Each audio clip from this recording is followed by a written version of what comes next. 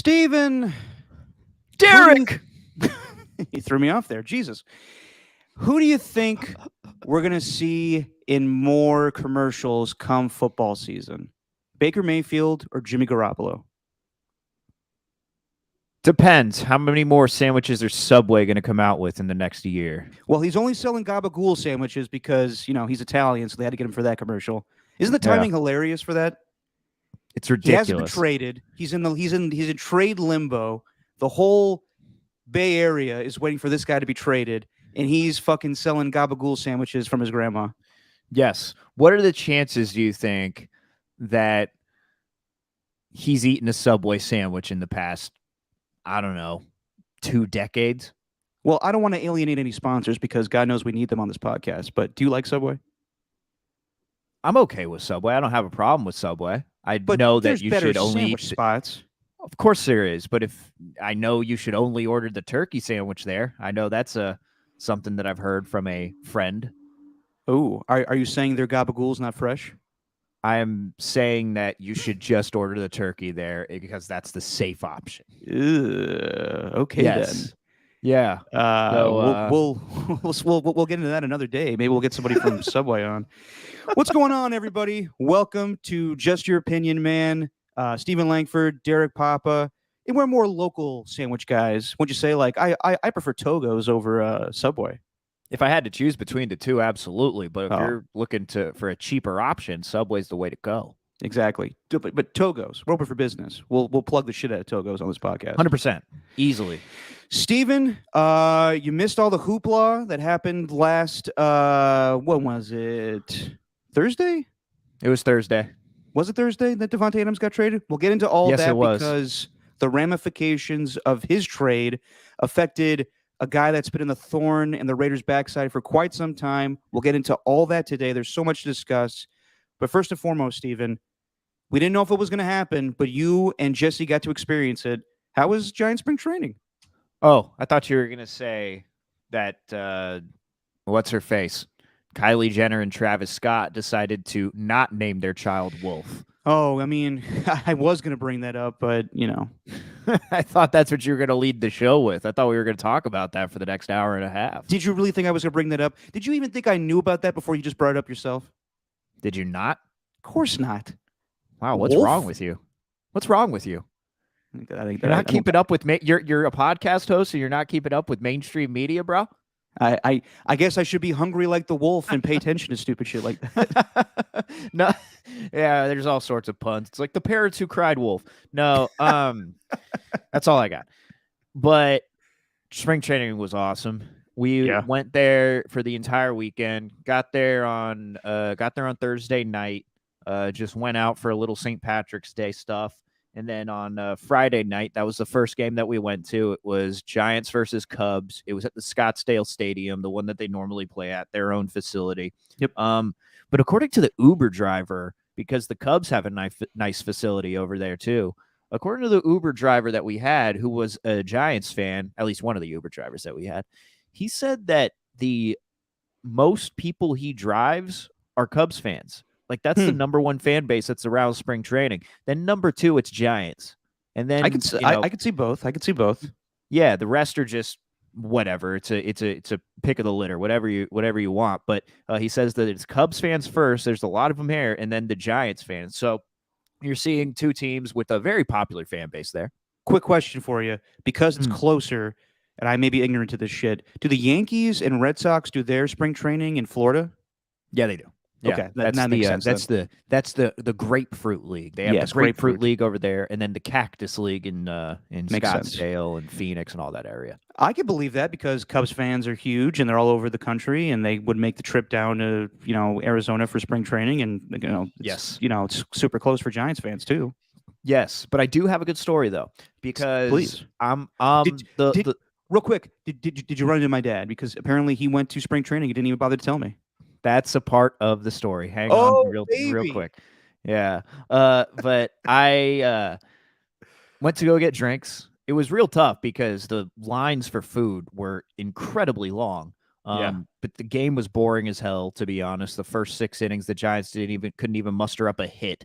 It was that bad. But you're in March. You're in Arizona in March. It's nighttime. It's like in the low 70s. It's perfect to watch a baseball game. That's and nice. who cares how the teams are even performing? And then by the time we stayed till the very end. Like they started getting some hits and getting some runs, so there was some action in the 8th and 9th innings. But about the 5th, I went to go get some drinks, and I'm standing in the line, and a guy walks up next behind me, and he's just like, what kind of drinks they got here? And I'm like, tall cans of Coors Light and Lagunitas. And then he goes, and then he's like, I'm effed up. And then like he's this Cubs fan. And I'm like, you here with anybody? He's like, no, I'm on my own. I came here last minute. And then he just starts laughing. And he's like, what inning is it? And I was like, it's the 5th. And keep in mind, by the time the 5th inning came around, it had been like 2 hours, maybe 3 hours already, 2.5 maybe. It had been you sound annoyed game. by the guy. It would have been a long game. And then he goes, the 5th? I thought it was the 2nd. And then he just keeps chuckling to himself. And then was I this asked Pauly him, like, Shore by chance that showed up? No, it was not. No, it was not. I thought it was the 2nd, buddy. He was the Chicago. I don't know any Pauly Shore references. You are such a 90s person. He was the voice of the guy in the Goofy movie. It's the Leaning Tower of Jesus. Wow, cheddar. Wow, nice. I didn't know that. Wow, I got to reevaluate my life. Because of that? Yes, but he was dressed up in like a bucket hat. He was like 5'7". He was, to be honest with you, kind of looked like a version of you if you let yourself go. I was waiting for that. Whenever someone says he was short, bald, looked like you. But if you really let yourself go, if it's like you if you didn't have 2 treadmills in your room, like that'd be what you'd look like. The 2 treadmills keep me swole, baby. But nevertheless, I get the drinks, and I hope he was fine. He ordered 2 tall cans of Lagunitas. I'm like, dude, just get home safe. Yeah, you know what I mean? That's where you're like, get home safe, please. But we go back to the seats, and then everyone's like, Steven, you missed it. What? I was like, your buddy Greg's there. Your buddy Greg's here. You're like, would he recognize you if he saw you? And I was like, I think he would. I'd have to remind him, like, hey, I'm that guy that does the Gruden accent. And I'm also the guy that suggested in the elevator ride one time that Ben Heaney move from middle linebacker to safety because he's really undersized for a middle linebacker. It was, the 5th rounder out of Kansas. I mean, I had to give a take to your dad when he was in the elevator. It's my only chance here. And, he shot that down real quick. No way that guy's moving to safety. What are you talking about? No, I'm just kidding. He was very nice in the elevator. But yeah, so I did not run into your dad. I heard that your dad walked by the group that I was with, and never ran into him. So that's the story there, Derek. I would have. If he saw you, he probably would have taken him for a second, but he would have been like, Gruden guy. Yeah, and then you would have figured it out. Yeah. That's not what I want to be known as. I want to move on from that. You know what I mean? It's the Gruden guy. Yeah. Yeah. You and Frank Caliendo have to live with that for the rest of your life. Yeah, I mean, no one wants to be that guy who's known for his impression of Bill Cosby. You know what I'm saying? Like, it's the Cosby guy. Yeah, but if you're Eddie Murphy or guys that do a good Bill Cosby, you can move on from that. Okay, well that's Eddie Murphy. They're a little different. You know Eddie Murphy for being Eddie Murphy. You don't know me for anything else other than he does a pretty good Gruden impression. Eddie Murphy has a little more on the resume. Does he though? Yeah, he does. Yes, he does. He has Daddy Daycare. Goddammit. Oh, sorry, I forgot about that one in Norbit. Well, all right, sorry, Rasputia. But I know we'll get into it later. But I'm just telling you now. I found out about Davante Adams. I do actually just want to talk about it now because I'm stoked on it. I found out about Davante when we were just off the plane getting to Arizona. Isn't that always a good feeling when you're like doing something else and someone's like, "Hey, your team got better." Yes, I needed to give somebody a high five. I was elated. So we're just waiting for the baggage claim, and Jesse's just sitting down, and then I look at my phone and I see the notification from Schefter, and then I read it, and I'm just like staring at it. I'm like not touching the phone. I just got my phone in the hand and I'm just looking, and I keep just pressing the screen button, making sure it's left on, on, on, on. And I was like, babe, Davante Adams was traded to the Raiders. And then I was just like, I was jumping up and down. I wanted to find a Raider fan to give him a high five or something. And I said, in Arizona, no you way. probably find one. Yeah, but there wasn't any in the airport. There was somebody who was walking around in like some Suns gear and I don't know, trying to get us. I don't know what the actual point was. She was like walking around introducing herself to everybody.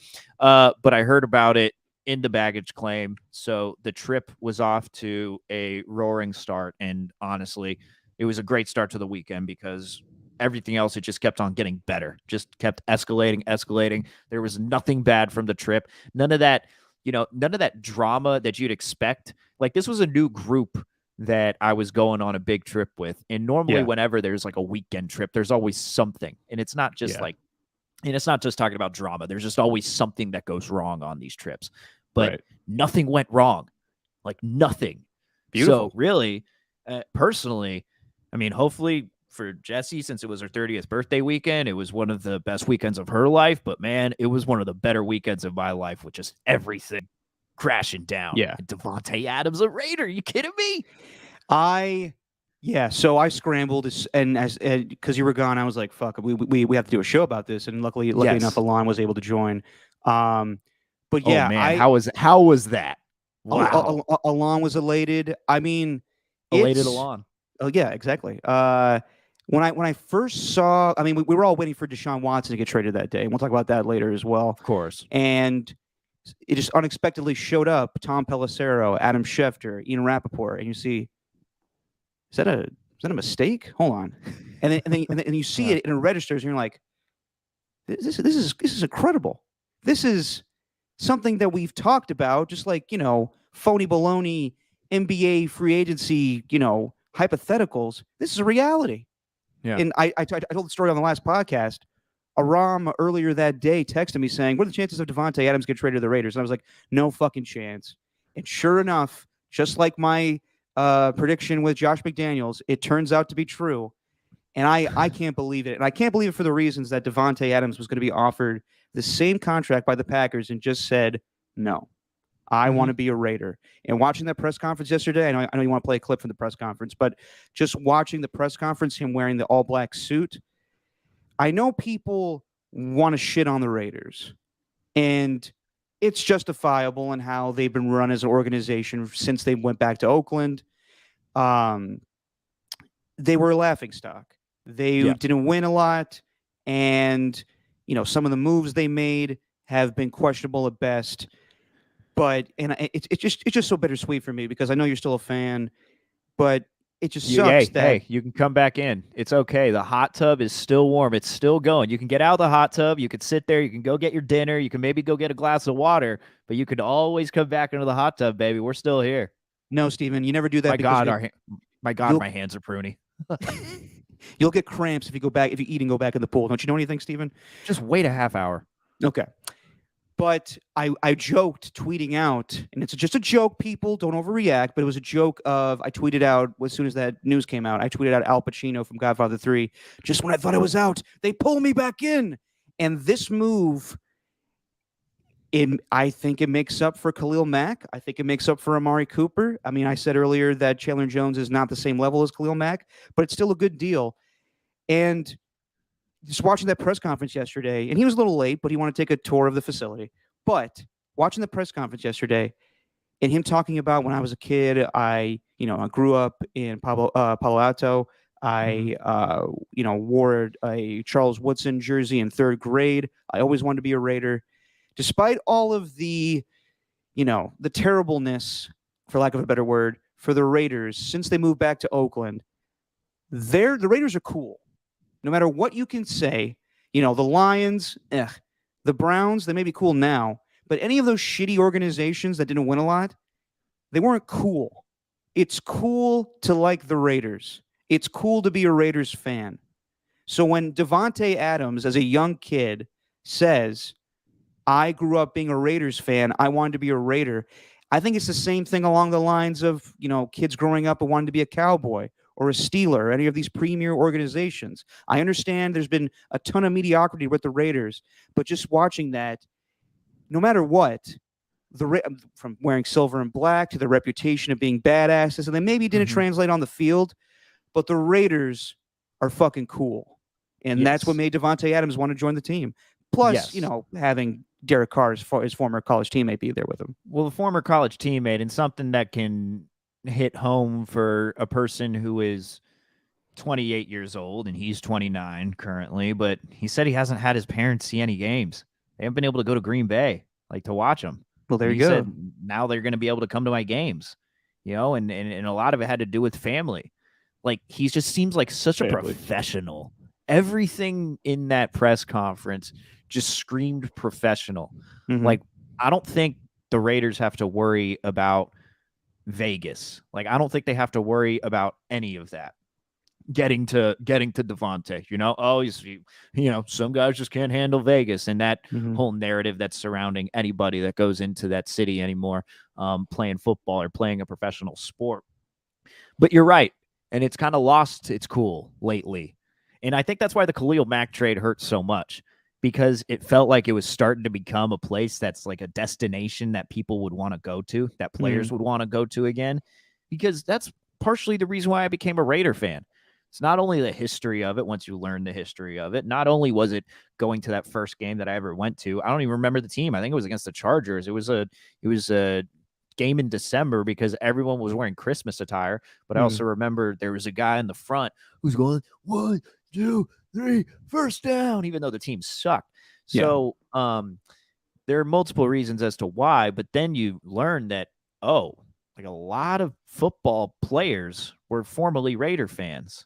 That Raider shield, the clothes, it's cool for guys to rock that. So you're absolutely right. And they have turned cool again. And who better to make it that way than Davante Adams? But the video that I wanted to play, the clip that I wanted to play, here it is. And this was toward the end. So I wonder if this applies here to you. Raider Nation, I'm here. It's real. I've been seeing some of the reactions. I saw some live reactions from a couple people, a couple local podcasts and stuff like that, some video podcasts where people were reporting some Raider stuff. And then I saw one of the guys saw it on there.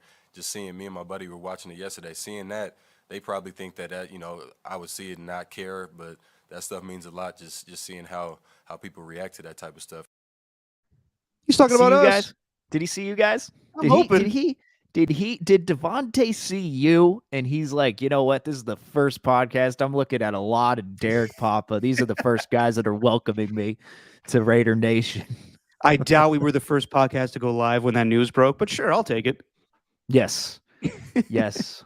But no, it's cool, man. You're right. It's back, and you know what? It's great to have a couple of guys in Ziegler and McDaniels who clearly know that they need to win now. They're not in some sort of, I'm not going to call it a rebuilding phase. They're not in some sort of building phase where it's like, oh, maybe next year.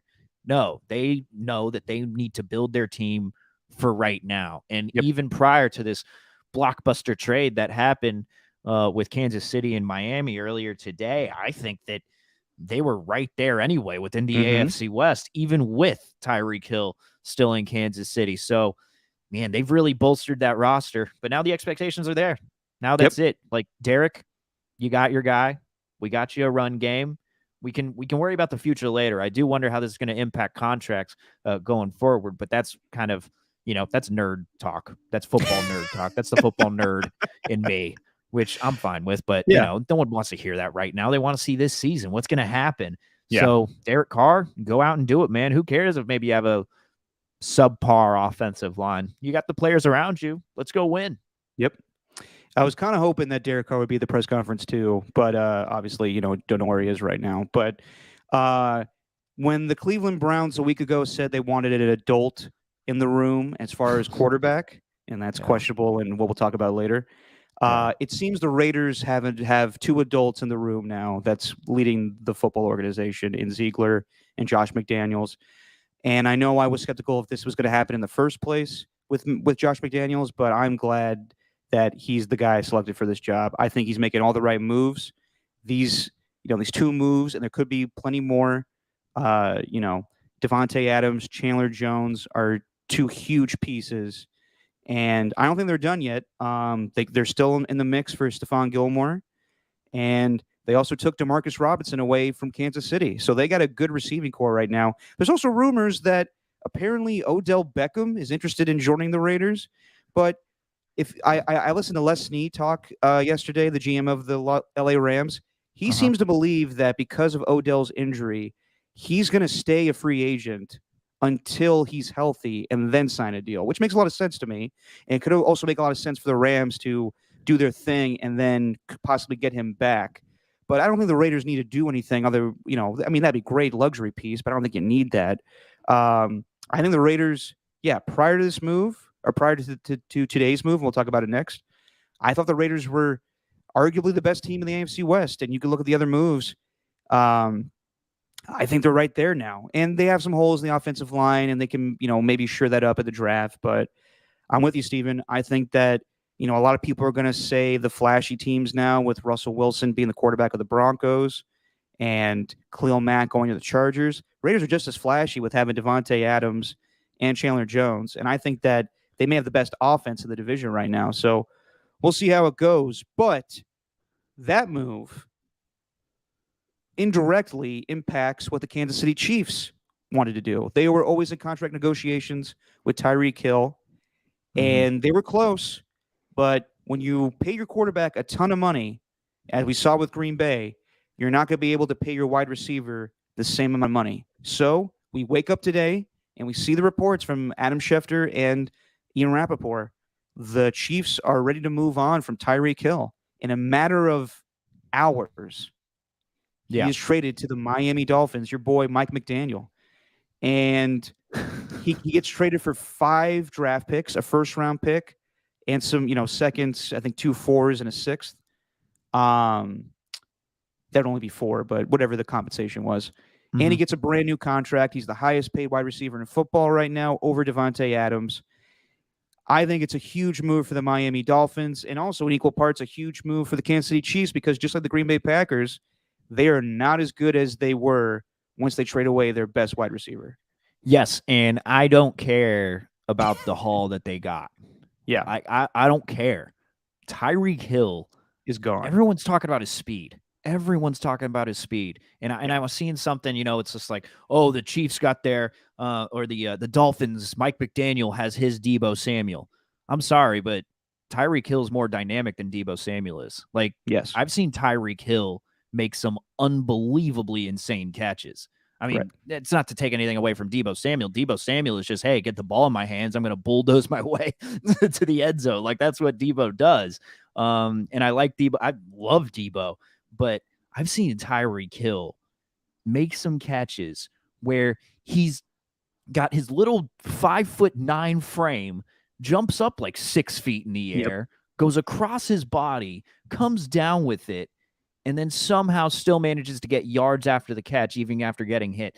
Some things that should be, for a person of that stature, physically impossible to do.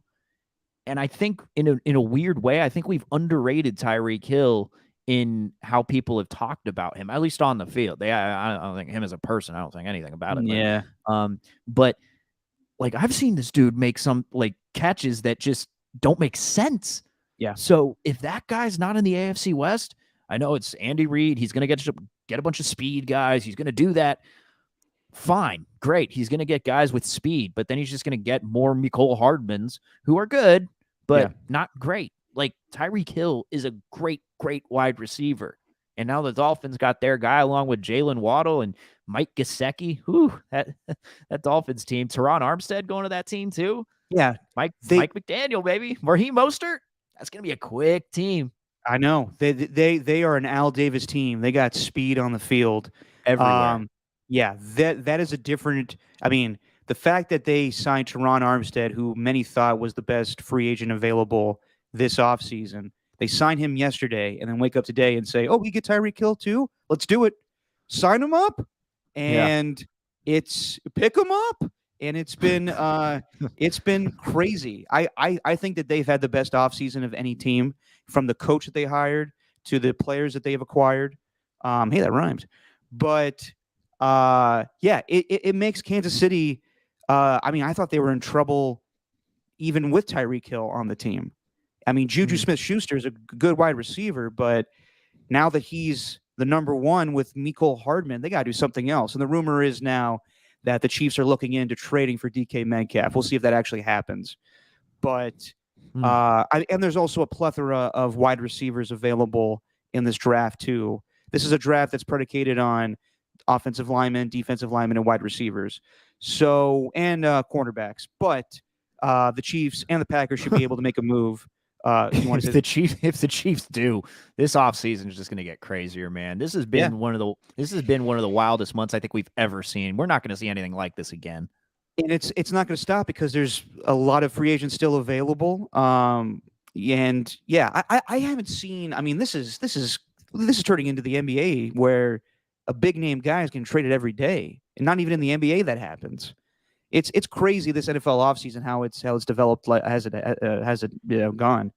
But well, yeah, I mean, you're combining two things. You're combining, what the NBA has, which is all this offseason player movement, which everyone in the NBA pays attention to just as much as the games. But then in the NFL, you have people who do nothing but pay attention to the games as well as the offseason moves. Yeah. So now you're getting the best of both worlds in that sport. You're only growing it by popularity. But quick aside, as you continue your point, well done by the Dolphins just to really save face after the Brian Flores allegations, huh? It's like, hey, instead of reminding the fans that we were bribing our head coach $100,000 for each loss that he would give so we could tank, you know what? Let's just trade for a bunch of these other players and let's just save face. I mean, honestly, it's the right move because they're not tanking now. They're trying to win some games here. Clearly not. On paper, they should be the second best team to the Bills in the AFC East. Which makes things even more unfair for Brian Flores. If Brian Flores, I know Mike McDaniel's supposed to be this offensive genius, but I mean, if Brian Flores was the head coach still of this team, they weren't a bad team last year. I mean, they weren't, at least in the first half. In the second half, they were amazing. In the first half, they weren't that great. But if Brian Flores was still on this team, it's pretty unfair to him. But look, man, the Dolphins are still building something. It's crazy. Yeah. It's crazy, and I think they're going to be. It all depends on Tua. It all depends on Tua. And it was weird the other day. I read that Teddy Bridgewater is not going to say if he's the backup quarterback or not. Which a lot of guys with confidence would say that too. And we'll talk about Jimmy more later. But Jimmy is a guy that I thought would be in the mix for Miami still. And now that they got all of these speed wide receivers, I don't know if Jimmy could throw to him. So I don't know if he's the right guy for this offense right now, even though that Mike McDaniel was his offensive coordinator with the 49ers. But yeah, man, we'll see what the Chiefs do to counteract this. I'm surprised with, I'm sure Aaron Rodgers is fucking devastated that Davante Adams left. So as soon as I saw this morning that Tyreek Hill was available in a trade, I immediately said Green Bay is going to get him. And once you see the haul that the Chiefs got from the Miami Dolphins, some teams are going the Rams route and just saying, fuck them picks. And I think a lot of teams are doing that. We talked about it before free agency started. We're a team's going to copy the Rams. And that's sure enough, great point. The Raiders are doing it. Yeah, the Raiders are doing it by getting Davante Adams. The Dolphins are doing it, obviously. There's a lot of teams. Broncos, yep. So it's, the Browns, we'll talk about that later too. But yeah, it's a weird way to go about doing things, to just say, fuck the future. Let's just win for now, which, that's what a lot of organizations do. If you're a certain, team, like, we'll talk about it more, but people are upset that the 49ers are sitting on their ass and, having trouble now getting rid of $27 million of Jimmy Garoppolo off the roster. People are upset that the, Farhan of the San Francisco Giants isn't doing much. It's just people's different approaches, to free agency. Do you spend more money to become a great team? Do you draft more? It's different for different organizations. Like, we're watching the Lakers show, and John C. Reilly as Jerry Buss is getting on the table telling everybody, we are winning. Whatever money it costs, I don't care. We're going to win. And that's the philosophy of some teams. And some teams are like, we'll wait and we'll see what we can get. But like the Packers and Chiefs, they put money into their quarterbacks. So I think that the Chiefs will look to the draft, or maybe even tie the DK Metcalf. Green Bay still has some options. There's rumors of Brandon Cooks being, interest of interest to them. So we'll see what happens here, man. But it's absolutely fascinating how many trades have gone down in this NFL offseason. Yes, and doesn't the Tyreek trade also have to do with money though? Absolutely, because they got to pay 4 different guys over $20 million. Patrick Mahomes twice that amount. You're also paying Travis Kelce $14 million. They're paying Joe Thuney a ton to be their left tackle, which is, in my opinion, worth it. I think if you can get a left tackle, you do it. But then you go next year, then they got Orlando Brown, who's up for a contract, who's up to get more money. He's going to be a free agent next year.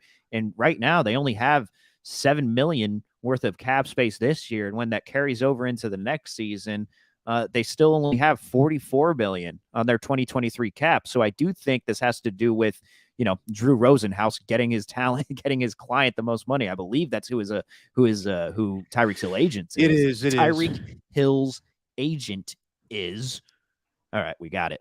But man, Davante Adams, man. He's a Raider. I know. Davante Adams in, Tyreek Hill out. I mean, he's the best wide receiver in the division, even if Tyreek Hill is still there, in my opinion. That's crazy. He's made Chad Ochocinco cry when watching videos of his route running. Have you seen that? No, that's a little much from Chad. Chad Ochocinco is watching Davante Adams run routes and tears up. Look, man. Well, sorry. Is Chad going by the last name Ochocinco now still? No, sorry. Whatever. Chad Johnson. I like to call him Ochocinco anyway. The guy that wants to get Tyrod Taylor's name right doesn't want to give the last name right for Chad. Tyrod. Sorry. Tyrod. Yeah, okay. All right. You got to correct me there. Look, man, he said to everyone, my name is Tyrod, and everyone's just like, Baker Mayfield Browns. We're not even going to pay attention to you. He's got an RV. But, Davante Adams, man. Last time I checked, no, man. It's big. It's big. And we've been hearing it for a week now, so it's kind of annoying. But I keep hearing Stephon Gilmore to the Raiders. Is that still going to be a thing? I think so, just because the connection of obviously the New England guys and his DB coach was in Carolina a year ago. I just think that now we're hitting the second wave of free agency. It's a come to Jesus moment, and I hate that term, but it's a come to Jesus moment for a lot of NFL veterans like Tyrann Mathieu, Bobby Wagner, who is visiting the Rams today, and I expect that deal to happen because Les Snead referenced him specifically about a guy they're targeting. So look for Bobby Wagner to join the Rams as he's visiting the Rams today. I just think that a lot of guys like Julio Jones are realizing that they're not going to make the same money as they used to. So they're going to sign for cheaper deals, and we're going to start seeing a lot of the second tier guys that were big names back in their heyday are going to start signing with teams, probably good teams that still have some cap space. Agreed. And Bobby Wagner to the Rams, that's just a crazy story in itself. But don't you think the weakest part of the Rams last season, even though they won the Super Bowl, was their run defense. If he comes there, that's massive. That does seal it up. That does seal it. I think that I think that the Rams at linebacker. I'm trying to think, who do they even have at linebacker? Well, the Raiders just took one, Micah Kiser. I don't know. Even with the Davante Adams trade, the Raiders are adding some big uglies up front, getting a lot of like Vernon Butler and a lot of big defensive linemen to fill that 3-4 defense, Steven, that they're running with Patrick Graham. Look, they're running the illusion of complexity, baby. Exactly. That's it. Illusion of complexity. That's it. That's what I want to see instead of although the commitment to excellence, finally, like it seems like they have a commitment to excellence. Holy crap.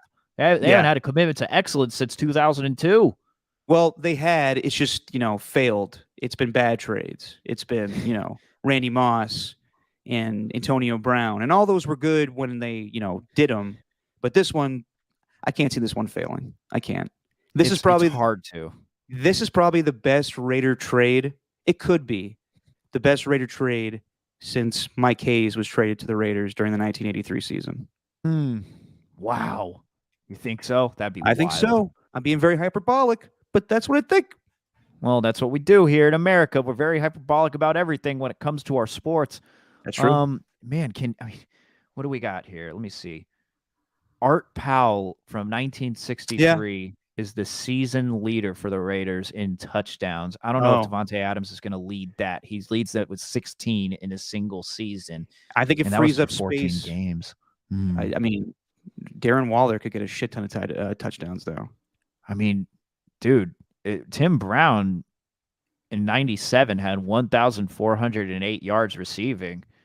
Davante Not a lot of touchdowns, though, right?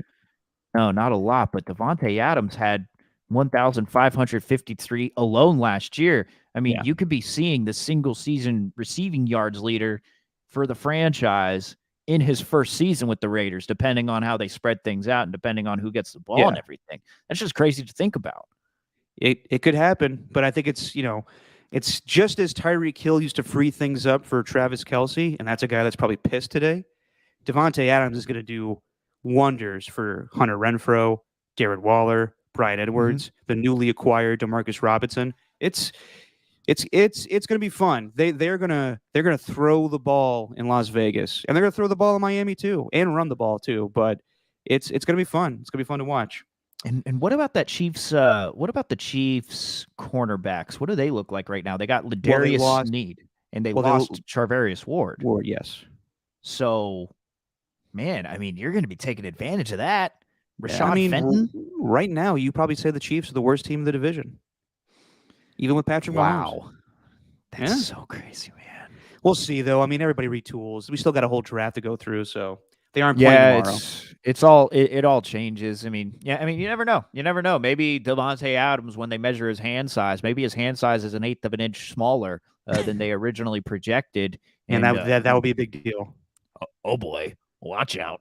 Watch out now. Guess I better throw out all the mock draft, research that I was doing for the Raiders with the 22nd pick. That's why you don't look at mock drafts until late April. It's ridiculous. Look, man, I'm all in on Mel Kiper's mock draft 16.0. I'm not when you got to pay extra on ESPN Plus to see it. I'll give you my account. No, I got one. I'm lazy. I just rather look at Daniel Jeremiah's, who's you don't need a paywall to see it. What about Todd McShay? Todd McShay, same thing. You got to do the old ESPN Plus. Oh, okay. Well, I mean, you just take a look at their mock drafts. They do this work for you, Derek. Come on, I'm just trying to get the most out of your subscription here. Yeah, but they're not. Well, that's true. Do I use yours still? You might. No, it was during the pandemic. I couldn't log in. I kept texting you over and over again, what's your login? I can't do this. Yeah. I think I gave that login to a lot of people. I got really excited when Detail was a thing, and I'm like, you gotta watch this. Detail. You gotta watch this. You gotta watch Peyton Manning break down Matthew Stafford with the Lions. All right. So Friday, after the Davante Adams trade, we all were waiting in anticipation for the Deshaun Watson trade to happen. And when we went to bed that night, it was down to the Panthers. Or sorry, not the Panthers and Browns were out. They were said to be out. He's not going to those teams. He is going to the Saints or the Falcons. And it sounded like it was the Falcons. It sounded like he was ready to go to the Falcons. He was going home. The rumor is he was going to team up with Jarvis Landry and Leonard Fournette. I don't know how good their team was going to be, but the Falcons were going to have Deshaun Watson. And then the Browns are told that Baker Mayfield is not coming back to them. He wanted the trade. I don't think they even wanted him to begin with, but he made it known that he was not going to be with them at all. Yeah. So then they call Deshaun one last time and say, Deshaun, we know that you don't want to come to us, but what if we guarantee $285 million? You get the whole fucking shebang.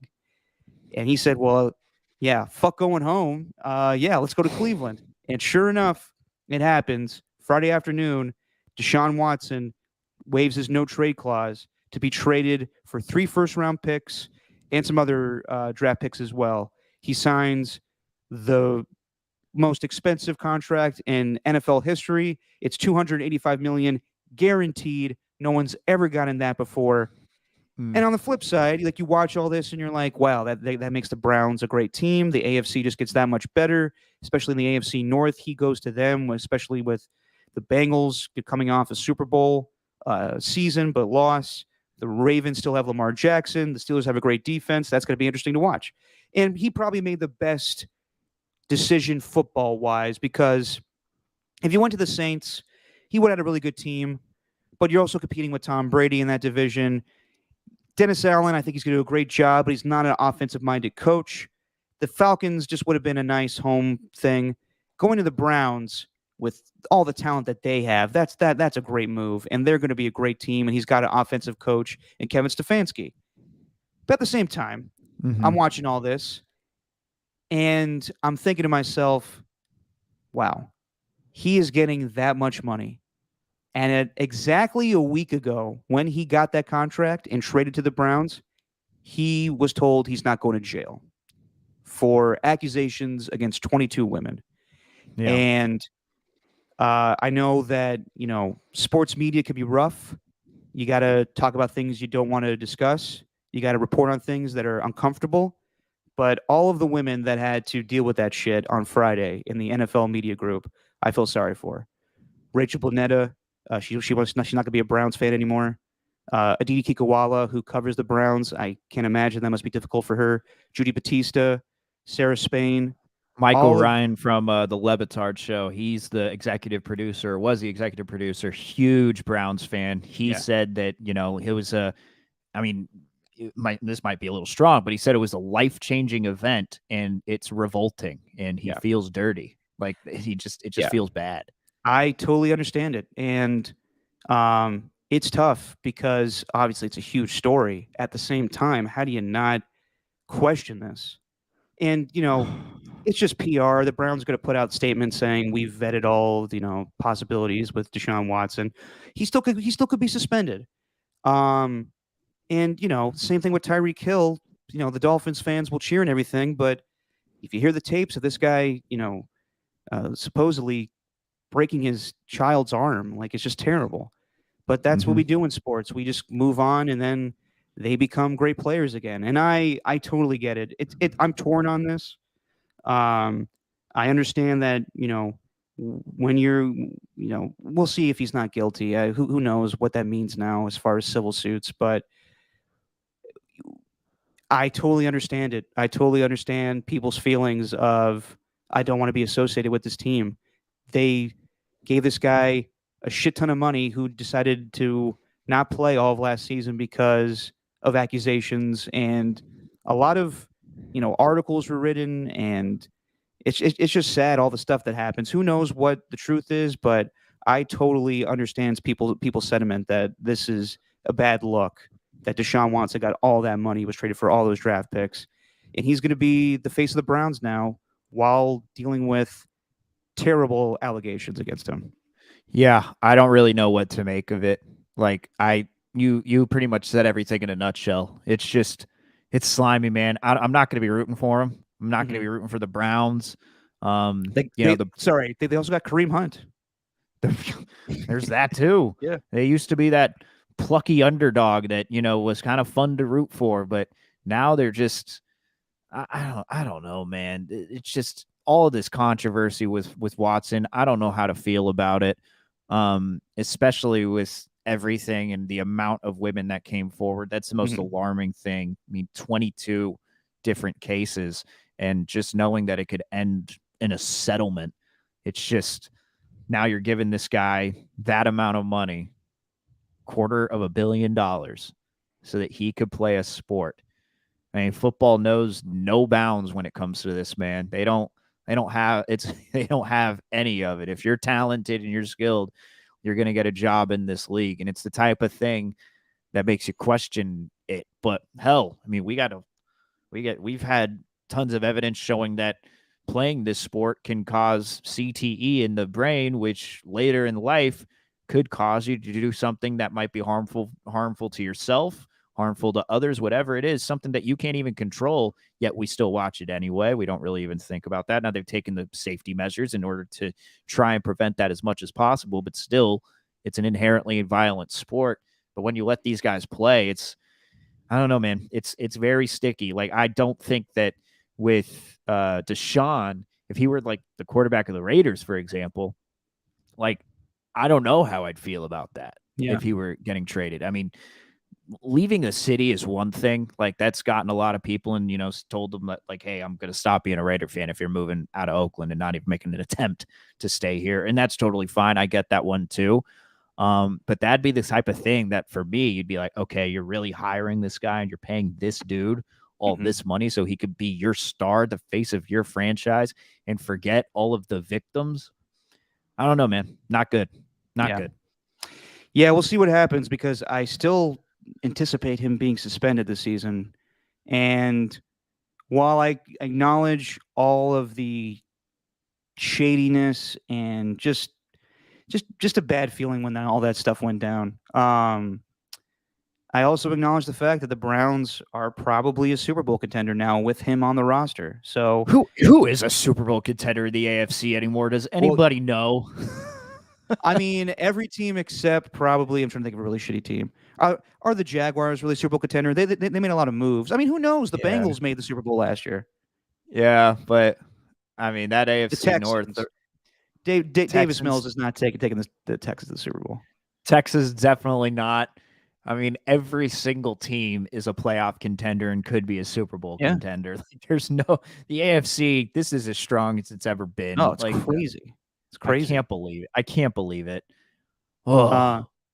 And I know that Andrew Berry is the general manager of the Browns, but when I saw that the Browns traded for Deshaun Watson, just in the back of my mind, I thought to myself, man, Kevin Costner making great moves again.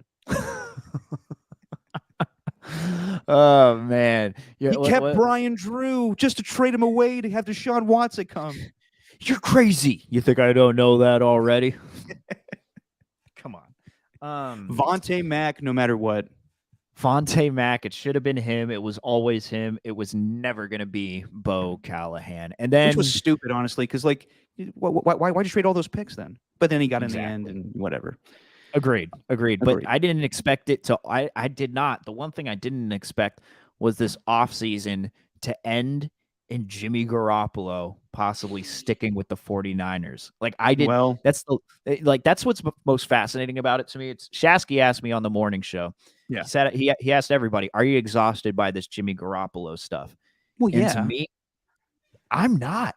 Like, I find it fascinating because every single person has been wrong about it.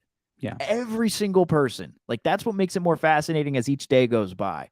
Like, there's a new layer. It's, I mean, if this is a cake, this is the tallest cake in the world. There's a new layer every single day. And what about parfaits? Parfaits are delicious. Shout out to Shrek. But parfaits got ways. I just didn't expect it to end there. And then now we're still waiting on Baker Mayfield, right? My mind is so jumbled when it comes to this stuff. We're still waiting on Mayfield, and yes, we are. We are, and that's the two things to come out of this Deshaun Watson trade is Baker Mayfield now gets what he wants. Don't know if he's going to be traded because he's making $18 million this year, and I don't think, the rumor is the Seahawks are somewhat interested. I think what happens with Baker Mayfield is he's going to get cut, and he's going to sign a 1-year deal on the cheap to compete with somebody. It may be the Seahawks.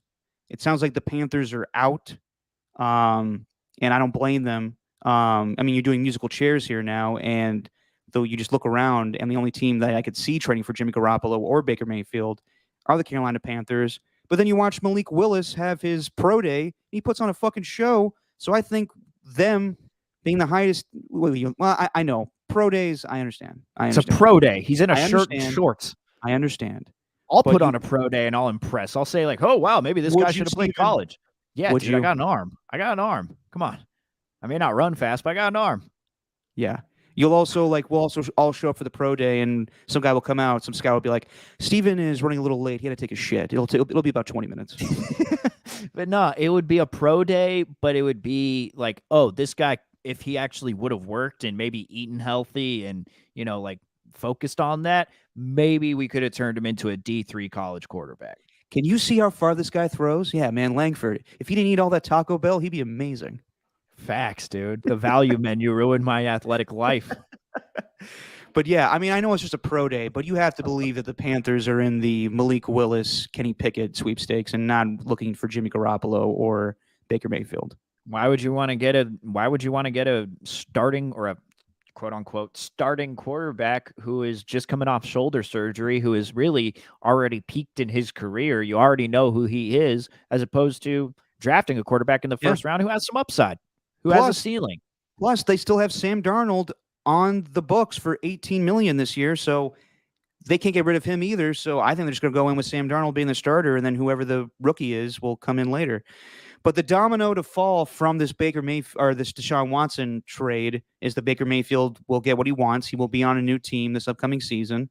We'll see if he has to change the Progressive commercial up, or he's at a new stadium, or if they start taking him off commercials because he's not as good as commercials say. And then everyone linked Jimmy Garoppolo to the Colts, and the Colts look fantastic. Just waiting. I was one of the few. I mean, I was one of the a lot of people that said you can't trade Carson Wentz if you don't have a backup plan.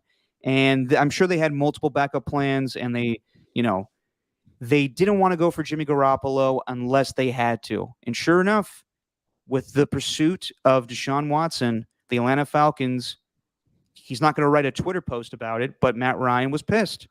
And he said, get me out of here. And he's on the Colts now. And I think the Colts are 10 times better than they were with Carson Wentz. They're 100 times better what they would have been with Baker Mayfield or Jimmy Garoppolo. And just watching his press conference yesterday, too, Matt Ryan is like Peyton Manning, all business. He wants to be like Peyton Manning. He's doing it now by going to his team. I think the Colts getting Matt Ryan in a similar way, he's not as good, but similarly to Matthew Stafford joining the Rams, I think it just makes them that much better. Yeah, I was thinking about it when I saw he was traded to the Colts, and everyone's giving their take on Matt Ryan. Oh, he's over the hill. He's no longer that MVP candidate. Well, you might be right, but how much Falcons games did they really watch last year? Like, anyone who has a take on Matt Ryan, besides Falcons fans, how many games did you really watch? Because when you look at that roster, you put any quarterback with that roster, let alone a guy who's in his late 30s, they are not going to succeed with that roster. Not with a roster that forced a wide receiver to being a running back because they had zero choice. A porous offensive line, a wide receiver who unfortunately was suffering from mental health issues and decided to take a leave of absence from the season, and then a defense that wasn't going to get you any stops. So all the pressure was going to be on you, the quarterback. So I think we got to give last year a pass for Matt Ryan, and it's actually kind of funny. The fit for Jimmy Garoppolo, the Colts fit him best. Well, they have the best running back in the league. They got an up-and-coming wide receiver in Michael Pittman. They got a really, really good offensive line. They got a bunch of pieces on defense. Yeah, any quarterback would fit in the Colts within the Colts team just because of what they have built around it. Now, the offensive scheme, whatever. But as far as like the team that's built around them, it's already there. Any quarterback, I think, could thrive in it. It's just a question of, which one it's going to be. And they chose it to be Matt Ryan. And Matt Ryan and so I think it was him that posted a picture of him and his wife, and it really reminded me of like a photo of a real estate couple, like a real estate couple that's going to get you the best deal in the neighborhood, like the ones who post all the flyers at every single house, like the Ryan Real Estate. It's just, I don't know, man. This deal will be a real touchdown. I don't know. By the way, do you know the name of Matt Ryan's wife? No clue. Sarah Marshall. Really? He's married to a woman named Sarah Marshall. Huh, I forgot. Nicely done. And I feel bad for even saying anything about it. I hope that's not like a mean joke, but when I saw that photo, I was just... No, it's the name of the goddamn movie. No, I know that, but when I saw the photo, I was just like, wow, that looks like a real estate photo. Like, both of them right there. No, that's fine. Do you know what the Falcons went last year? Despite all of the Matt Ryan carrying them. Weren't they 5-12? They were better than that, man. They were 7-10, and they were actually doing all right. But that's, as you put it, Steven, they just had Kyle Pitts and Russell Gage. and Cordell Patterson, but they were missing their number one wide receiver in Calvin Ridley for most of the season. Julio Jones was traded. Yeah, Matt Ryan is still a good quarterback, and I feel stupid saying this now that he went for a third-round pick, but I remember saying to you when we did that one show after the Super Bowl that he should be traded for 2 first-round picks and all that shit. I was like, in hindsight now, I'm like, that's crazy. But just because I didn't know what the market was going to be for quarterbacks. Now that multiple quarterbacks have been traded this offseason, Carson Wentz going for third-round picks, and Matt Ryan's going for third-round picks. Baker Mayfield may get cut, and he has to go sign as a free agent. So, yeah, I think that the Colts got a steal. Not only do they get a good quarterback, they got good leadership, too, because that's what they're looking for in the first place. They're looking for a guy who stays healthy. Matt Ryan hasn't missed many games in his career. Jimmy Garoppolo is always hurt. He's hurt right now. And I'm sure Jimmy's one of the guys and a good leader, but Matt Ryan, I mean, that's like the typical, like, this is what you strive to be, work ethic as far as quarterback. So they nailed it.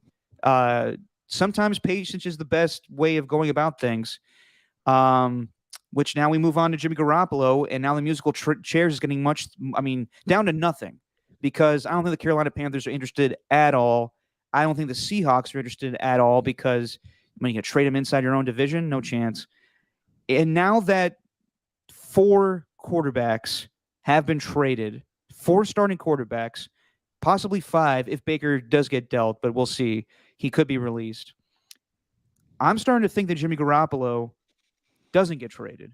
And in hindsight now, I think it's crazy that I don't think we planned for all these quarterback trades, even though it was, a topic of conversation, and we talked about it. We talked about Davante Adams getting traded to the Raiders too, but I didn't think it would happen. And now that Russell Wilson, Carson Wentz, Deshaun Watson, Matt Ryan have all been traded, the market that Jimmy thought he was going to get is not developing, especially with his arm in a sling right now. How much does it tell you that the Falcons go on to sign Marcus Mariota to a 2-year deal? They just said, "Hey, we're just gonna go get a quarterback for cheap here. We're gonna live with this for a year. Yeah. Our team's not really gonna contend, and maybe we can get another one going into next offseason. Then we can bolster our roster through the draft here and start to build something." That's got to tell you a lot. And also Jameis Winston too, signing for 2 years, $28 million. Good for him. Saints were in the mix for Jimmy Garoppolo, and they thought, let's go with a guy that tore his ACL as opposed to a guy that has shoulder surgery. Mm-hmm. That's telling. Even though I thought the Marcus Mariota thing, that makes a lot of sense. Arthur Smith knows him from Tennessee, and that cap hit they're taking from Matt Ryan just kills their cap. So that's so crazy, man. $40.76 billion in dead money. They get screwed. It's crazy that teams that trade away their star quarterbacks get hit the most. Carson Wentz with the Philadelphia Eagles a year ago got screwed with the cap. Now it happens with the Falcons, and they'll retool and probably draft a quarterback. But picking up Marcus Mariota is a great move. But yeah, I wonder. Well, first off, are you buying this stuff with John Lynch supposedly being offered 2 2s for Jimmy Garoppolo? Who said that? Mike Florio, your buddy. When? This week. Really? Did Jasky or Bonte ever brought that up? Or do you not since I've been back. Not since Tuesday. I mean, maybe they brought it up on Monday, but Monday probably, because that's when Matt Ryan got traded. The only thing that I've heard so far from Mike Florio is that he's now looking at Trey Lance's betting odds to be the MVP, because there's a lot of value there. God. That guy's all over the place. He is all over the place, but I like him a lot. Shout out to Playmakers. Go buy his book. Oh, my God. Not on this podcast. Don't you dare buy that book.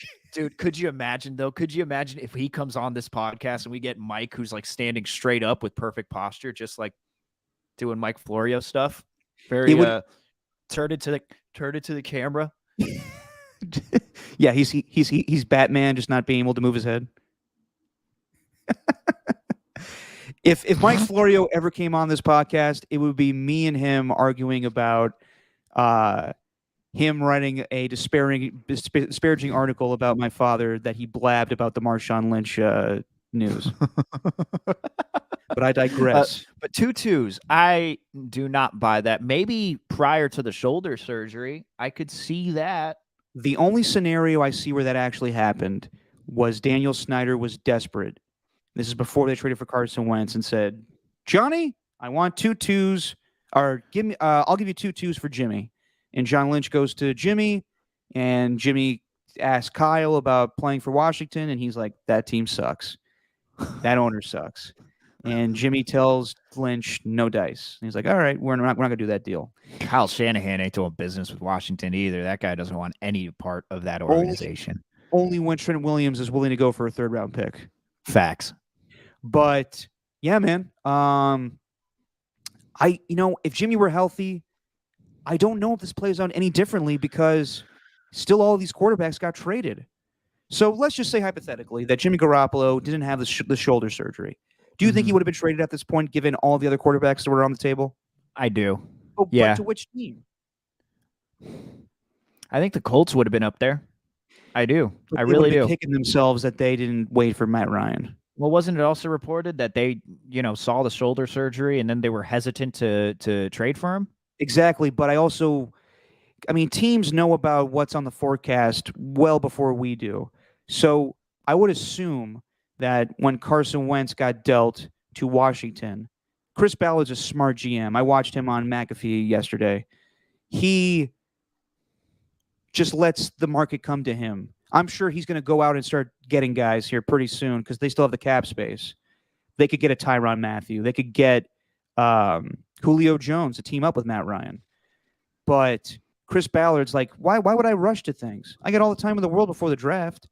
So I thought they probably would have settled for Jimmy Garoppolo, but I think that, they're also thinking like, well, let's see what happens with Deshaun Watson. We're probably not going to get him, but there's probably a quarterback that's spurned from him taking his job, and sure enough, it happened. So I think it's the right move. So now Jimmy Garoppolo is still on the Niners for $27 million. And they got to restructure that, though. Like, what would you, I don't know. I don't know how. It's not my job to figure that out. No, but okay, well, let's play GM on the radio here or podcast. He's on the books for one more year for the 49ers for $27 million. Are you going to extend him and give him another season on the Niners and then split that money up? That's crazy. No. Hell no, I'm not doing that. So I think the best solution to this, I thought before that you could have traded him to Miami if Teddy Bridgewater's not panning out. But I don't know if Jimmy is capable of running this offense with Tyreek Hill now. So this is a crazy suggestion. I think that Jimmy Garoppolo, if the Eagles are cool with Jalen Hurts and they're happy with Gardner Minshew as his backup, you also have to convince Jimmy to restructure to be traded to a team to be a backup. At this point, I think Jimmy Garoppolo is going to be a backup, and it all depends on which team. Nobody's taking him for $27 million, and he's not going to be a starting quarterback on any of the teams that I see that are still available. So Jimmy's got to be humble about this. Would you rather? I mean, at this point, I think he's staying on the team until he's ready to throw in July. Now, the options for Jimmy at this point are wait it out and stay on the Niners, and it'd be kind of awkward in training camp. And if you make him the starter, go for it. But I think they got to start playing Trey Lance at this point. That's that's a discussion we could have if it gets to that point. But it's going to be a discussion. It's going to be a talking point. So you think he's going to remain on the team until training camp? I think if he remains on the team, that it's going to be. Well, of course. Yes, I think that it's going to be. Sorry.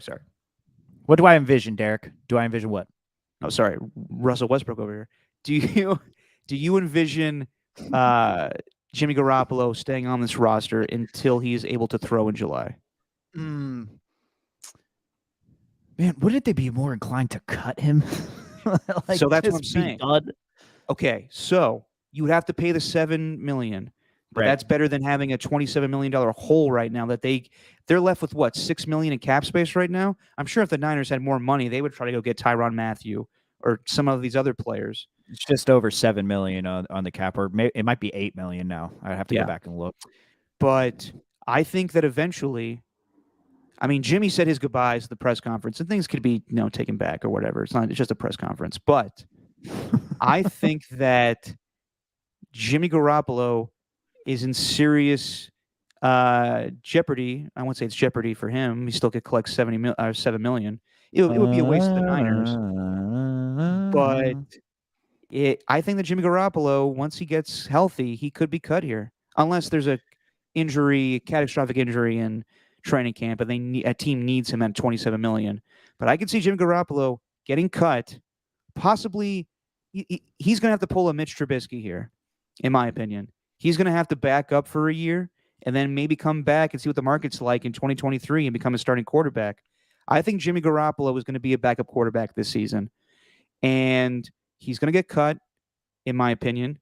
No team's going to pay for $27 million from a guy that's in a sling right now. I could see him signing back with the Niners and being the backup to Trey Lance, even though I think that would be incredibly awkward. Or, I don't think anyone's talking about this, someone tweeted at me the other day saying, is there any way that you could see Jimmy Garoppolo going to the Raiders? And I said no. Until I thought about, well, what if he's cut? What if he's cut and he's on the team for much cheaper deal? And I think that makes sense. And honestly, it'd be crazy. I do believe that the best possibility for Jimmy Garoppolo is for him to sign a one-year deal for $4.5 million to team up with his old coach, Josh McDaniels, and back up Derek Carr. It's no question that Derek Carr is a starting quarterback. That's not even discussed. But the same thing with Mitch Trubisky backing up Josh Allen.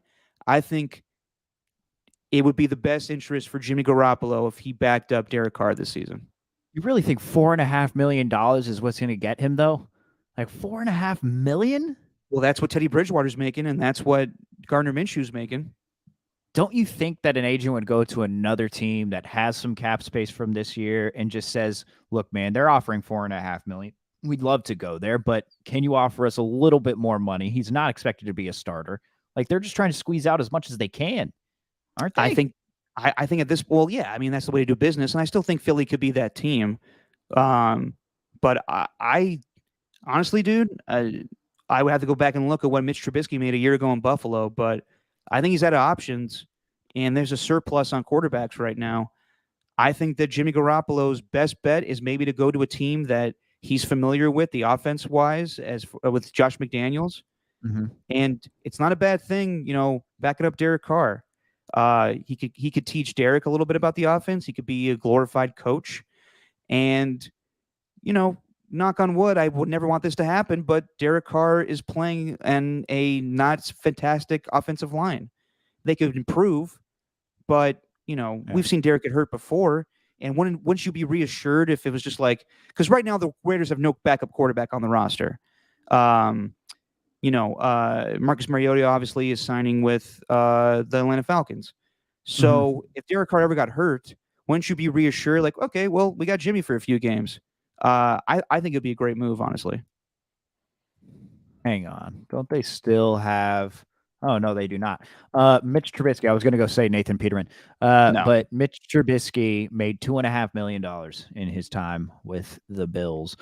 Hey, I know it's a massive pay cut from $27 million, but you're making good money off of that Subway Gabagool commercials. I think it's fine if Jimmy backed up Derek Carr for a season.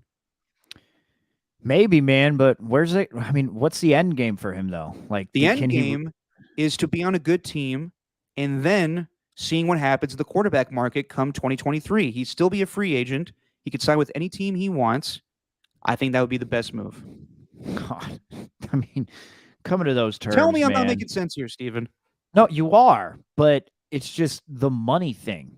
Like, these guys want to squeeze as much as they can. But like, he's not going to find a team that's going to pay him right now. I don't know about that. Who's willing to give him $27 million? I don't know. I don't know. The only team that's willing to do that right now is the San Francisco 49ers until they figure out what the fuck they're going to do. Man, I'm not sure. I have no clue. I don't know. Who's the backup for the Bills? Case Keenum. He just got traded there. Case Keenum? All right. Damn. And yeah, that's how you pronounce his last name. And Jacoby Brissett is now the backup. I always said Case Keenum just because of this is the end. Yeah, because of this is the end with Channing Tatum. And he's like, more like Channing Tate, yum. Oh, that's actually pretty good. So I was like, Case Keen, yum. But Still saying anyway. it's Danny McBride's best performance. Yeah. But yeah, dude, I think that he's gonna have to eat a little bit of crow and some gabagool and play for the Raiders this season. I'm sorry. I know I'm picking on Jimmy, but that commercial, it is just so like of course they make Jimmy Garoppolo in a stereotypical like Italian, commercial where he's like, I gotta sell the gabagool for my grandma. Oh Nana, can't you see you make the good gabagool? She's like, it's not even real gabagool, it's fake. What? Thank God he's so handsome because he's a real stupid idiot. Oh my God. Oh, jeez. I don't know what's gonna happen with Jimmy, man. You've put a lot more thought into this than I have. More, I have my I've put a lot my of unhealthy conversation. thought into this whole thing. My conversations have just been like, is Jimmy actually going to be with the team anymore? Like, it's not even a question of what his future is going to be. It's just, is he going to be a 49er? And I could easily see that happening. I could see that happening, but I think it'd be incredibly awkward and bad for Trey's development. And plus, then they gave Nate Sudfeld a new deal for like $2 million. Yeah, So they gave Sudfeld the deal. I think he's the backup, and I think Jimmy wants to leave, and I don't think it's the end of the world if he hangs out with Josh McDaniels for a year. Might not be, man. I'd be willing to do that. Like as a Raider fan, I'd be willing to have that happen. I didn't want to trade for him. No way. I didn't want to give up any capital for him. No. You only do this if he's cut. You don't trade a goddamn thing for him because you're not taking on that salary. He's signing for $4.5 million. And then just to reassure Derek, you got to give him extension because you're not having the whispers of a quarterback controversy. No. Yeah, true. It wouldn't be good business for them just to keep him there. Yeah. Jimmy Garoppolo. What a fall from grace. Yep. But we'll see what happens with him. Let's switch over to some baseball moves, Steven. I don't know if you were around for the Freddie Freeman news, but he's officially on the Dodgers now. Oh, I know that. Well, I know you know that, but I don't know if we discussed it on the podcast. But good Lord. Have you ever seen a lineup this good before with the Dodgers? No. Yeah, no, I haven't.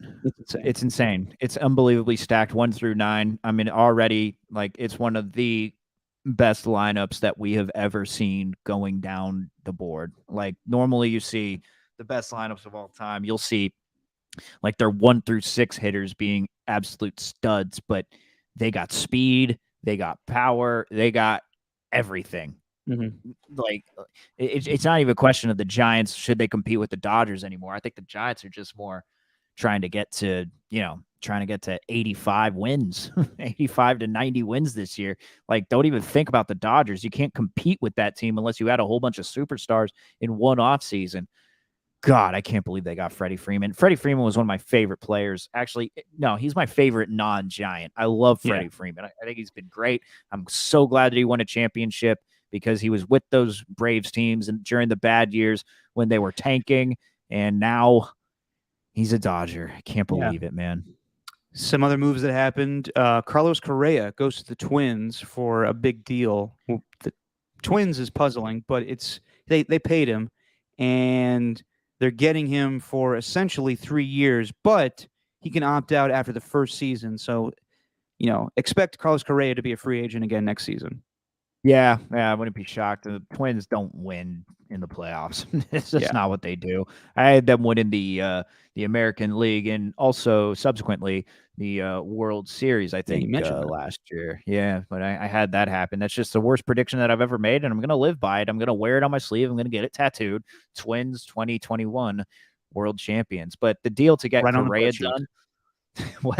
Right on the butt cheeks. Just one cheek saying Twins. The next one saying 2021.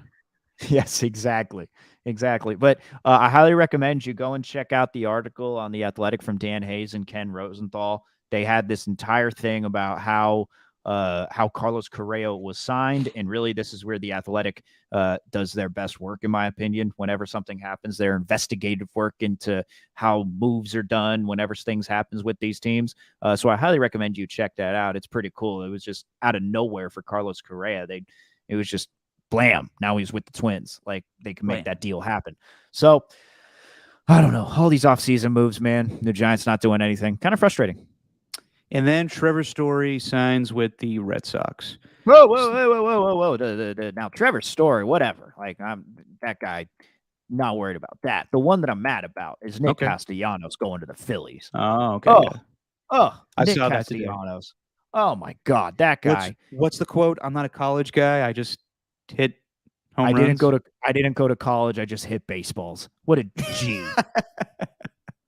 Like, I love Castellanos, and I know that he's, getting up there in age. He's going into, I believe, his age 30 season. But I just wanted the Giants to make some sort of move, some sort of splash, and now it just seems like they're not really competing as far as free agent moves go, but that's not what's going to dictate a season. Well, I mean, the Giants do a lot more than the A's, I'll say. But does it frustrate you that after a season that they had 107 wins, and some might say it was fluky, we'll see what happens this season, but does it anger you that they haven't built upon that? Well, yeah, but I don't know what to make of it because everyone's saying, it's looking at Farhan and stuff, but I do believe in the coaching staff and them being able to develop players, but you're not going to have Buster Posey on this team.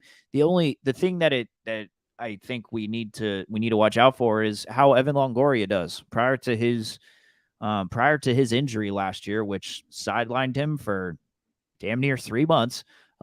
He was hitting the ball just as hard as he'd been hitting it since 2014, 2015. Like his barrel percentage was up, the exit velocity, the average exit velocity was up, everything was up. He was batting 280, he was hitting home runs, he was doing it all, and then he gets hurt because on a play to the left, him and Brandon Crawford collide into each other, and then Evan Longoria hurts his shoulder, and he just doesn't look the same. So I think that dude needs to step up big time. Brandon Belt needs to keep things going for him before he ended up hurting the thumb. He had like 21 home runs in however many at-bats. It was like a crazy amount for Brandon Belt, but he was on fire. So if they carry that over into next season in the lineup, then I'm feeling pretty good. But it is sad they haven't made any offseason moves. I feel really good about their bullpen, though. And Carlos Rodon, I like him. Yep. Logan Webb, good play, really, really good pitcher. So I'm feeling okay about the pitching staff. You can only just hope, though, man. You can only just hope. I am sad, though, that they haven't made any moves. Yeah, for sure. But we did get great news today. Dwayne Kuiper, who's been through a rough year through his treatment of cancer and losing his wife, he will be there for opening day, April 8th, to call the game. So that's great to hear. Good. It's only right. Good. Yep. That makes me happy. Some other news that came out of baseball today. We saw this coming, but I don't know if it's official. But runner on second in extra innings seemed like it's going to stay, and I'm not a fan of that, but it is what it is. They want these games to go shorter. Your quick thoughts, Steven? I love the ghost runner. You do? Oh yeah. I think it makes. I thought you would have hated it since you're like a baseball guy. I think it makes it much more intriguing in extra innings. It gives each team a fair chance. You got a runner on second. Hey, get a hit. What? Yeah. But that guy didn't earn to be on that base. Well, sometimes it takes forever to get these games done. And me being a morning show person, if you could shorten any of these games, like Jesus, man. Yeah, I got you. I do not want to watch another. Like I swear I failed with a college test once just because I was up the entire day watching an 18-inning Giants Reds playoff game in the middle of October because that game lasted for so long and I didn't get a chance to study. Also, I wasn't that smart, but that's neither here nor there. I blame the Giants. I blame these long baseball games for me failing a test. But I like the fact that the ghost runner's gone, and then that Shohei rule. I think that's pretty cool. Yeah, maybe that'll encourage more guys to pitch and hit and go both ways there. So that would be cool. That would be cool. A bisexual baseball player, if you will. Well, I'm sure we've had that before. But well, the thing about the Shohei Ohtani rule is that yes, you can have a pitcher DH. And even though they're taken out of the game, they can remain as a DH for the remainder of the game. But do you think it's weird that we're changing an entire rule just for one guy? But he's worth it, obviously. Well, yeah, but he's like the only guy you'll need to change that rule for. So that makes sense. Well, I guess Bumgarner, but even so, he was still a sub 200 hitter. Like he'd give you. Is Bumgarner still on the D-backs? Yes. Okay. And his beard is magical. I don't know if you've seen a picture of Bumgarner. I haven't seen a recent beard of Bumgarner. All right. Well, I'm gonna pull it up. I'm gonna save it. I'm gonna pull it up. I'm gonna save it, and then we are going to. I can't wait. Check it out here. Real quick. We'll talk about all of these baseball stories because the season's coming up here. We haven't booked a guest in a while, Steven, but I haven't told you this yet. We got one coming Tuesday. Bubba, John Morosi from MLB Network is going to join us on the podcast. Really? Yep. John Morosi, my man. Oh, man. Just to give you a little insight into that guy, one time I was one time I was screening the calls, he was getting them on the show, and he was on for like 10 minutes, and then they go straight to commercial break. But after I'm on the phone, I say, "Oh, thanks, John, so much." And there's this question I had for him because he was apparently one of the first 1,400 people to use Facebook because he was going to Harvard at the same time when Mark Zuckerberg was coming out with it. When it was the Facebook. So I asked him about it, and he rants on for 4 minutes. The entire break doesn't stop about how that came about. Oh, so I can't wait to ask him that.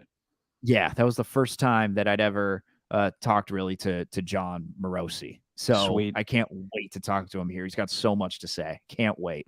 Do you have this Bumgarner picture? Let me pull it up. Okay. Let me pull it up. I downloaded it. I saved it. Is that it? There you go. Okay. Just uploading it here. All right. Let's see. Yeah. Let me hang on. Whoa. What are we doing here? Yeah. How come this is weird? I can't do it. I made it the background. Oh, you made the background? I'll look at it myself. I'll pull it up. It's all good. Just look at it from here. There's I know. Completely blocks out. Yeah, he's definitely rocking a big beard there. I'll look at it up later and yeah, I'll find his big old bushy beard. How am I supposed to get a beard up here? I needed. Well, last time we did a podcast, Steven, everything seemed good for the Warriors. They were 4-0 since Jackie Moon came on the court, and then Steph got hurt with Marcus Smart. He is I don't know what the hell he did to his foot because he's out for 3 weeks. Can't even put a shoe on right now. And James Wiseman is not coming back anytime soon. And I don't know what the deal is with that guy's future. And the Warriors have lost 3 in a row. Terrible loss Sunday night to the San Antonio Spurs. That was just ridiculous from the Draymond being thrown out of the game. And I get it. He didn't do that much, but Draymond's got to know, like, stop talking, dude. Just stop talking. Like, yes, we get it. It was a terrible call. It was terrible. It was the most calm I've seen Draymond while getting thrown out, but it was ridiculous. And then for Kevon Looney to be called for that foul on the rebound on the free throw was abysmal. And then they followed up last night with just an abysmal fourth quarter to the Orlando Magic, one of the worst teams in basketball. And they go again tonight against the Miami Heat, and they're not going to be with Klay Thompson, Draymond Green, or Otto Porter Jr. I don't know, man. Draymond Green said it last night. I think it's one of his more impactful post-game pressers he's done, where he said the team's soft. And I agree with him, but he's part of that group, too, that's not playing strong right now. So I don't know what to make of the Warriors. I think that they're lucky to hold on to the 3 seed. That'd be great. I feel they're going to drop to the 4 now. I usually try to stay optimistic about everything, and who knows what will happen when Steph comes back with this. This is as worse as it's going to be. It was way worse before without Draymond. It's just terrible that this is going to start rolling towards the end of the season here. But if they go into the playoffs as a 3 seed, as a 4 seed, and Steph is healthy and Andre's healthy, I still give them a shot. But it's not looking good right now. Well, it's not. But I've seen a sample size of Steph, Dre, and Clay being on the court, and not only Steph, Dre, and Clay, but Steph, Clay, and Poole, more importantly. And when those 3 are on the court, it is lethal. So really, I'm fast forwarding past these next 10 games of the season. Like, I'll break the games down, each day on the radio show. And I said this on my show this morning. I said, I'll break the games down and I'll do whatever. But as far as the big picture, like, I'm not going to try and judge anything based on the big picture here. Like, I'm not going to say, oh, yeah, this is easily working towards a first-round exit. We don't know. Like, this team could easily surprise you in the first round of the playoffs with all these guys. I truly believe that. But you mentioned last night how in the fourth quarter, that's where the woes started happening because they had a 14-point lead with just under 11 minutes left, and they coughed it up, had a few illegal screens, turning the ball over, and Clay's then foul. Good and God. Clay's foul was terrible. It wasn't even close. What the hell were they reviewing? I don't know. It's just, well, you had to challenge it, right? That's the only thing. I mean, you did, but man, I love Clay, and it's obviously, he hasn't played in 2 seasons, but just the fundamentals, it seems like it's just all coming back to him a little slower. Yeah, no, and he's not shooting the ball well. Andrew Wiggins was terrible in this game. Jordan Poole, he took 23 shots and only had 25 points. You need a little more from that. That's not an efficient game. But you talked about their fourth quarters and how bad they've been. Let me just pull this up here, Derek. We're going to do a little screen sharing here. You got this one. Yeah, I got this one. I got this one perfect. Like, I couldn't share the other one. Yeah. I don't know. I'll figure that out. That was trying to do it on the fly. But you see this here, right? You got the Bucks, Raptors, all that. Look at the plus minus specifically. Plus 63 in all these, right? This is the fourth quarter? Down. This is in the fourth quarter. This is post All-Star break in the fourth quarter. Got it. So you see that right there. Boom, boom, boom. Post All-Star break, fourth quarter. Keep going down the list. No Warriors, no Warriors, no Warriors, no Warriors. Oh, there they are. 29th in the league. They are a minus 74 plus minus right there with the Blazers. Then you got the Kings who are a minus 66. Then you got the Pistons at minus 54. And then you got the Nets and the Jazz who are at minus 35 and minus 28. So really, you're in the family of the Pistons, the Kings, and the Blazers post All-Star break in the fourth quarter. And look at these numbers. The three-pointers, 28% three-point percentage in the fourth quarter post All-Star break, 42% from the field, 75% from the free throw line. Yeah. So if you just think, oh yeah, watching those fourth quarter games, that's they're bad in the fourth quarter. Yeah, statistically, it backs it up. They've been really bad in the fourth quarter. Really bad. I don't know how they get better until Steph comes back, but let's just hope. Let's just hope that they. I'm sorry, but I'm really proud of that screen sharing there. I feel like a professor that just showed his students like something on the projector there. You know what I mean? Like, no, that was well done, Steven. You made up for the mad bum debacle with the beard. Putting mad bum as a background instead. It's interesting that you use the word professor. And last Friday, I don't know if you saw the news. Yeah. Mom, my segment's done. Yeah. Rest in peace to John Clayton. Such a nice guy. I don't know if you knew him well, Steven, but if you work in the radio business, you get a hold of his number, and he's just the nicest guy, always willing to do an interview. Whenever there was Seattle news as far as football or anything football related, he was the guy. Just terrible. And rest in peace to John Clayton. Yeah, awful, man. He was such a pro, you know? Yeah. It's like you get these radio guys who call in or these radio guests and they just feel they have all the time in the world to say whatever they're feeling and there doesn't have to be any rhyme or reason for it. But like when someone asks a question, John Clayton was ready. He would answer it. He'd do it in less than a minute's time. And then as soon as you said goodbye to him, he'd barely let you finish saying goodbye because he knew it was coming. Then you'd just be like, okay, thank you. Because he knows that he has gotten like a billion other things to do. But he was always gracious with his time. It was so sad, just so shocking and sudden, like just to get that news, man. Yeah, apparently people close to him were saying that he was, angry about the Russell Wilson trade, said it was stupid. The Seattle Seahawks never should have done it. And you have to think that he was going through health issues at the time as well. So it's just terrible news about John Clayton. Yeah, awful, man. Awful. While you were in Scottsdale, did you happen to catch any of the NCAA games? I did. Sunday night. Any fun ones you watched? I did what a lot of people do within the second round if they just have one screen. And all I did was watch the second halves of a bunch of games. Yeah.